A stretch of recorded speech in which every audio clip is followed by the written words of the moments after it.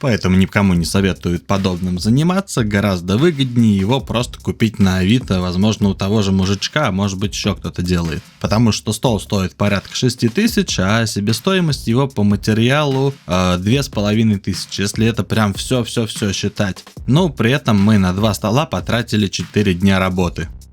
Да, мы кое-что сделали получше, кое-где у нас сошлось просто идеально, плюс сам процесс можно оптимизировать, но тем не менее я бы не советовал этим заниматься, потому что с первого раза ничего оптимизировать не получится. И на этом, друзья, я заканчиваю историю, и начинается мое немое кино.